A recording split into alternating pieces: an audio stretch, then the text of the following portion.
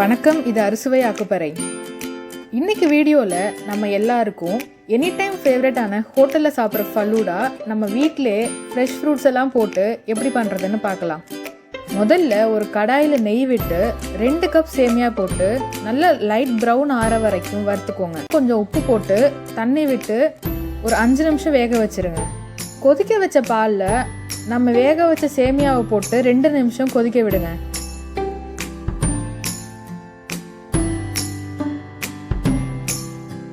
அப்புறம் 1.5 கப் சர்க்கரை போட்டு நல்லா கொதிக்க விடணும். இது கொதிச்சிட்டு இருக்கும் போதே கஸ்டர்ட் பவுடரை ஆற வச்ச பால் ஊற்றி கட்டி விழாமல் மிக்ஸ் பண்ணிடுங்க. நான் யூஸ் பண்ணுறது வெனிலா ஃப்ளேவர் கஸ்டர்ட் பவுடர்.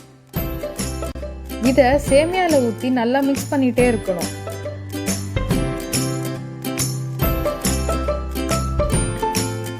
கொஞ்ச நேரத்தில் கெட்டியாயிடும். ரொம்ப கெட்டியாகிற மாதிரி இருந்தால் பால் மிக்ஸ் பண்ணிக்கலாம்.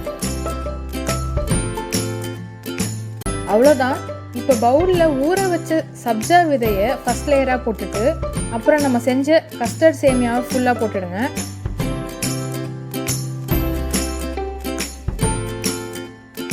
மேலே டாப்பிங்ஸ்க்கு ஃப்ரெஷ் ஃப்ரூட்ஸை சின்னதாக கட் பண்ணி போட்டால் சூப்பராக இருக்கும். இந்த ரெசிபி உங்களுக்கு பிடிச்சிருந்தா வீடியோவை லைக் பண்ணுங்கள். நான் நிறைய ஹெல்தி ரெசிபி ஷேர் பண்ணுறேன். நம்ம சேனலை சப்ஸ்கிரைப் பண்ணிக்கோங்க. ஆரோக்கியமான வீட்டு உணவை சாப்பிடுங்க.